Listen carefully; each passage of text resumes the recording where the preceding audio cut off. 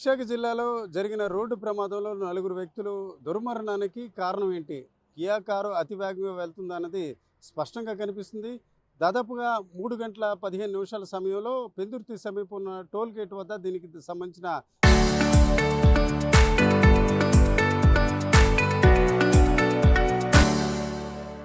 దృశ్యాలు కనిపించాయి. అయితే ఈ దశలో ఆ దృశ్యాలను పరిశీలించే ప్రయత్నం చేస్తున్నారు.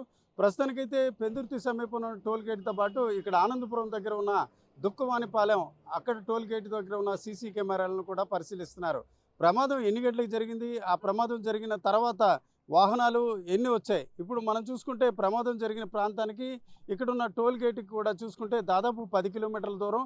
10 కిలోమీటర్ల దూరంలో ప్రయాణానికి అవకాశాలు, సమయాలు కూడా పోలీసులు నిర్ధారణ చేస్తున్నారు. ముఖ్యంగా చూసుకుంటే ఈ ప్రమాదం జరిగిన సమయంలో పెందుర్తి సమీపన ఉన్న టోల్ గేట్ వద్ద ఈ కియా కారుకి ముందుగా ఒక సిమెంట్ లారీ వెళ్తున్నట్టు గుర్తించారు.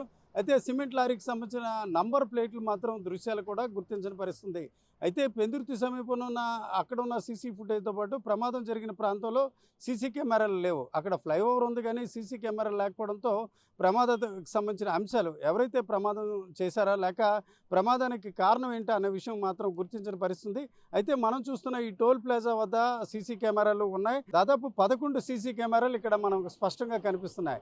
ఈ 11 సీసీ కెమెరాల్లో సిమెంట్ లోడ్తో ఉన్న లారీ ఏమై ఉంటుంది, అలాగే ఆ లారీ ఎక్కడి వరకు వెళ్ళి ఉంటుంది, ఆ లారీకి సంబంధించి నిజంగా వెళ్ళినట్లయితే అది ప్రమాదానికి కారణం అయి ఉంటే దానికి సంబంధించిన ఆనవాళ్ళు మనం చూస్తే ఈ వాహనానికి సంబంధించి అతి వేగంగా వెళ్ళడం, దానికి సంబంధించి ఇంజిన్ కానీ లేక ముందు సీట్లో ఉన్న డ్రైవర్ సీట్ కావచ్చు, డ్రైవర్ సైడ్ సీట్స్లో కూర్చున్న వ్యక్తులకు సంబంధించి పూర్తిగా నువ్వు బెలూన్ ఓపెన్ అయినప్పుడు కూడా పూర్తిగా ప్రమాదం జరిగింది. ఆ ప్రమాదంలో కూడా నలుగురు వ్యక్తులు మృత్యువాత పడ్డారు.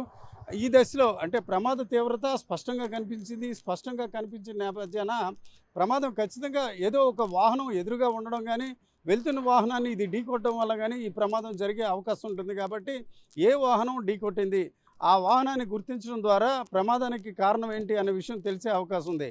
అయితే ఉదయం తెల్లవారుజామున 3:30 గంటల సమయంలో ప్రమాదం జరిగిన నేపథ్యాన దీనికి సంబంధించి ఏ వాహనాలు నిజానికి చూసుకుంటే ఈ ఎక్స్ప్రెస్ హైవేలో ప్రతిరోజు చూసుకుంటే వందలాది వాహనాలు వెళ్తుంటాయి.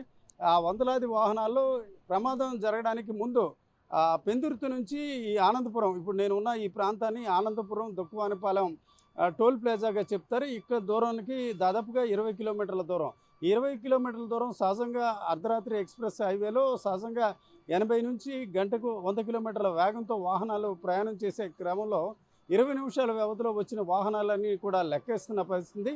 ఇందులో సిమెంట్ లోడ్తో వచ్చిన లారీని కూడా గుర్తించే ప్రయత్నాలు చేస్తున్నారు. ఆ లారీకి సంబంధించిన ఆనవాళ్ళు తెలిసినట్లయితే ఈ ప్రమాదం ఎలా జరిగింది అన్న విషయం కూడా స్పష్టంగా తెలిసే అవకాశం ఉంది. మొత్తానికి చూసుకుంటే నరసాపురం నుంచి మరో 2 గంటల సమయంలో శ్రీకాకుళం జిల్లా టెక్కల్లో గమ్యస్థానానికి చేరుకునే క్రమంలో ఈ ప్రమాదం జరగడం, ఈ ప్రమాదంలో నలుగురు వ్యక్తులు మృత్యువాత పడడం ఒక రకంగా బాధ కలిగిస్తున్న పరిస్థితి. ఈ దశలో నరసాపురం సంబంధించిన ఎమ్మెల్యే అరవింద్ బాబు ఇప్పుడు తన పిఏ చంద్రశేఖర్ కుటుంబం దీనికి బాధితులుగా మారడం, అందులో చంద్రశేఖర్కి సంబంధించిన కుమారుడు 13 ఏళ్ల బాలుడు కూడా మృత్యువాత పడ్డాడు. ఈ అంశాలను కూడా ఆయన పోలీసులని ఆరా తీశారు. పోలీసులు కూడా కొన్ని వివరాలు అందించిన పరిస్థితి.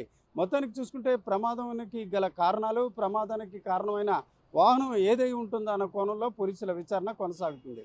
కెమెరా పర్సన్ తిరుపతితో Ramachandrarao, RTV, Dukkavanipalem toll plaza నుంచి.